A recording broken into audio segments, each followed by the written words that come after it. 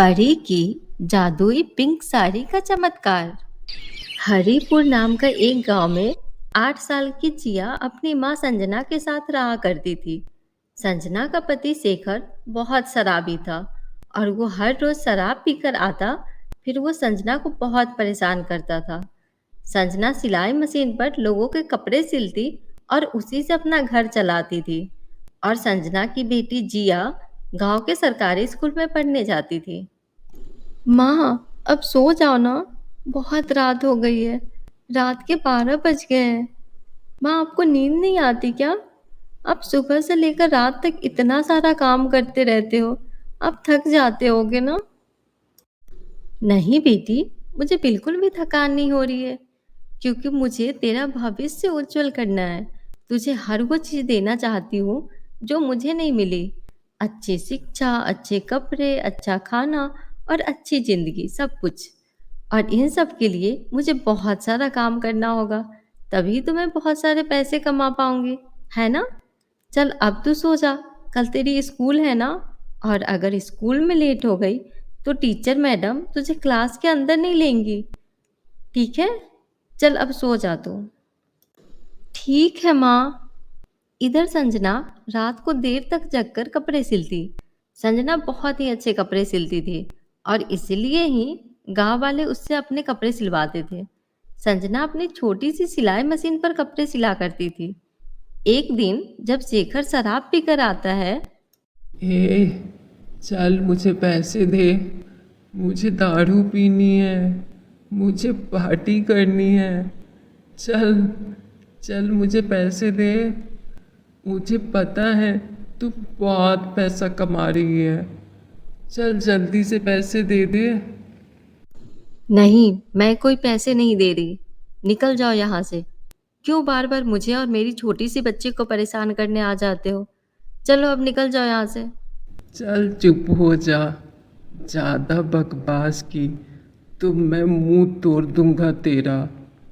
माँ, मुझे बहुत डर लग रहा है। ना बेटा ना, डरो मत मेरा बच्चा। तुम्हें कोई कुछ नहीं करेगा। मैं हूं ना यहाँ। तुम बिल्कुल मत डरो। डरो मत बेटा। मैं हूं ना यहाँ पर। मैं तो तुम्हारा बाप हूँ ना।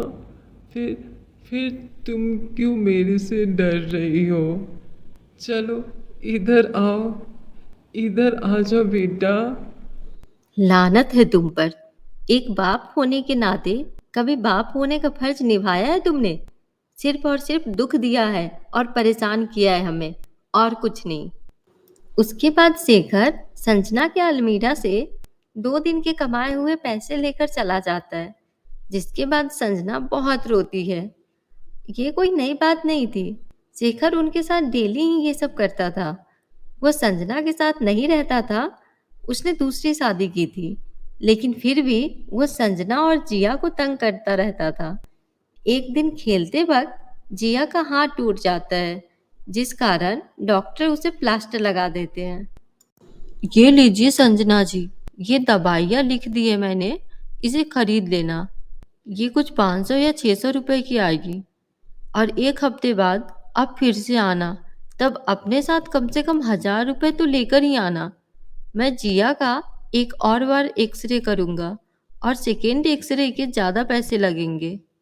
इतने सारे पैसे? ठीक है डॉक्टर साहब, मैं लेकर आऊंगी सारे पैसे। बस आप जल्द से जल्द मेरी जिया का हाथ ठीक कर दीजिए।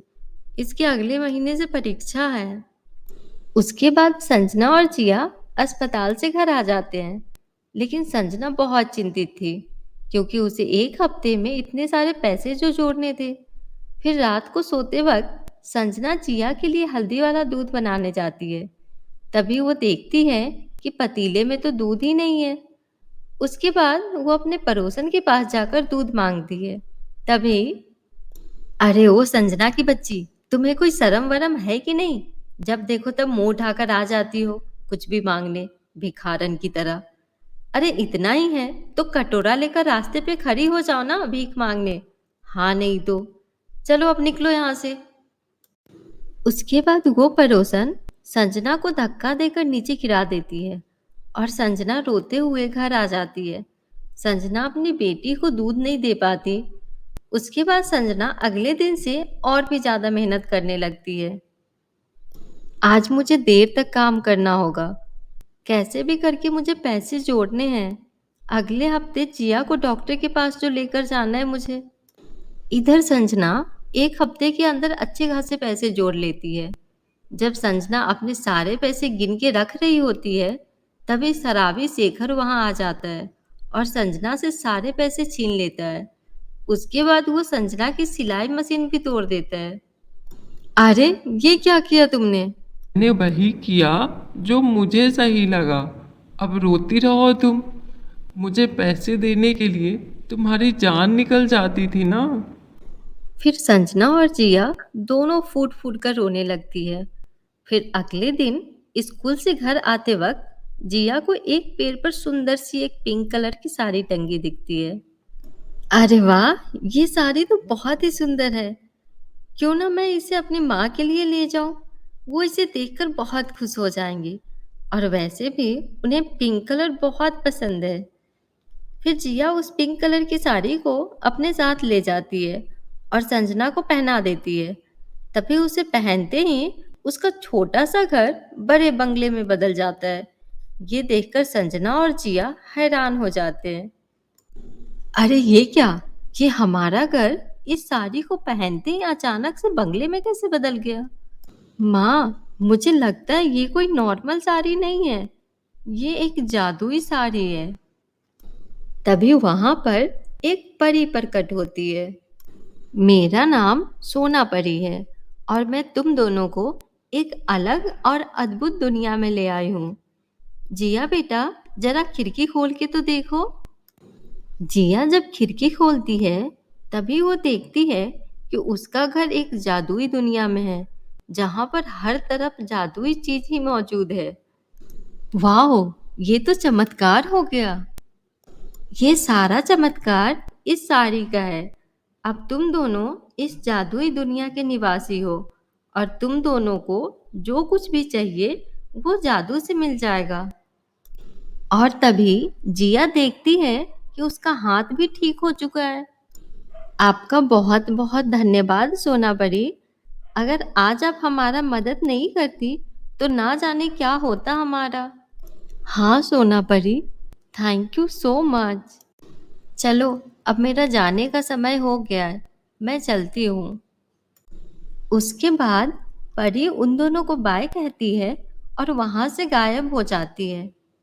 संजना और जिया दोनों गरीब माँ बेटी अब अमीरों के जैसे उस जादुई दुनिया में एक खुशहाल जीवन व्यतीत करने लगती है। हेलो दोस्तों, तो कैसे लगी आप सभी को हमारी ये कहानी?